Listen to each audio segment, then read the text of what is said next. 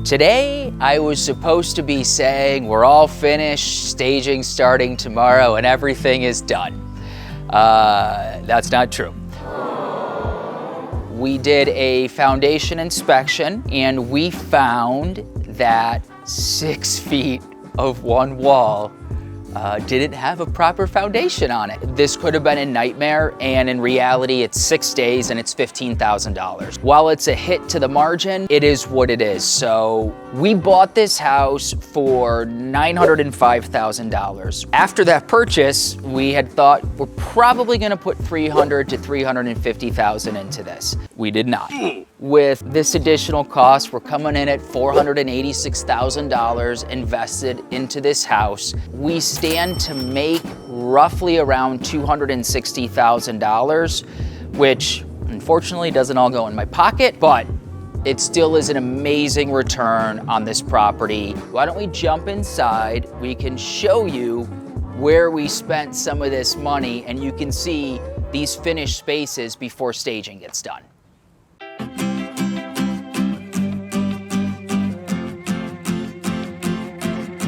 Right away when you walk in, you're greeted with this massive kitchen. When we bought this home, this was all closed off. There was one small doorway here. And so we opened this up, creating a beautiful peninsula for entertaining, for cook prep. There was another doorway right here, and then there was a window here. We put in 2 matching windows, removed the door, creating a functional floor plan. Took out this window because I really wanted to have this grand moment where you look over, you see this beautiful range, and this custom hood, which is my favorite hood I have ever put in a home. You can also see in here, there is a ton of light. You've got window above your sink, window next to your cooking space, and in between those, we've got this massive skylight. So this is just pouring in with natural light. I knew right away when I walked in here, this was gonna be my pantry wall with fridge. Sealed off that door, we took a standard fridge, made it look built in. There's tons of storage, super functional. It's just wonderful. You know, we have trends, and while trends are great, it's really easy to spot them and date a kitchen. Something I like to do is I like to mix finishes. We've got beadboard here. We've got standard shaker on the wood, tying it in with this porcelain counter that pulls honey out of the wood. It pulls green out of the cabinets, and it's super timeless and organic looking. You've just got a kitchen that feels like it could have been built 100 years ago or today. And that is really what I wanted in this home. It truly is an entertainer's kitchen. I absolutely love the way that this turned out. So right now we're coming into the primary bathroom. We have this beautiful cloudy white gray floor that feels super airy. It ties in with the Carrera counter on this vanity beautifully. And instead of stopping the tile in the shower, I have brought this tile all the way across this wall. I did the tile vertically to give some height to the space. We added in some mirrors with some organic curve in there. So instead of it being like rectangle, rectangle mirror, everything the same, we've got mixture of shapes. We've blended together chrome, matte black, and brass all in a very pretty and organic way. Nothing feels forced. It's not all matte black, it's not all chrome, it's not 90s, it's not early 2000s, it's just lifetime look finish. As you see, we've got a beautiful set of remote controls. This is a unique thing, something that I've never done. The buyers wanted a really specific toilet, so I said, if you want to purchase it, we will install it for you.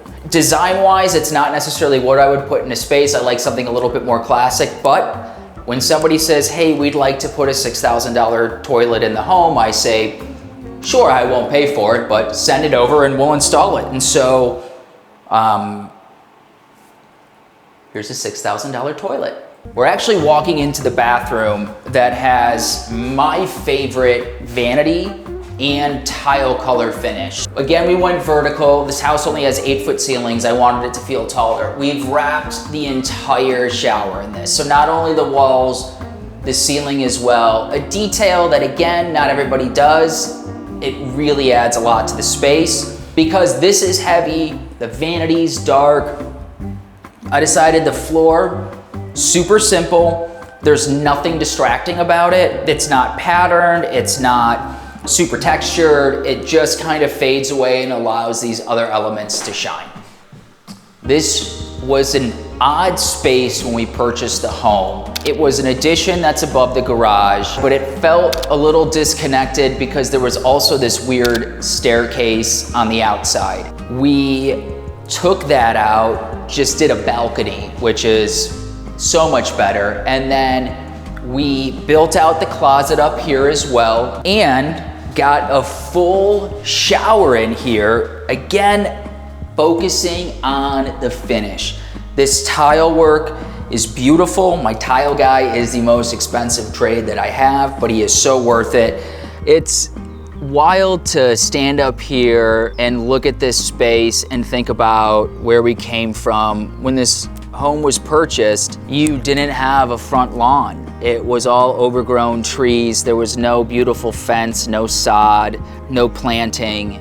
It's not your basic standard square lot. This house sits opposite of how every other house sits. It's sideways, but with that you get basically 3 yard spaces. It's just so charming. I'm really, really happy we took this project on, and I'm really happy that we're gonna deliver it to people who are gonna love this for a long time. And they're gonna be my neighbors, so maybe they'll invite me over.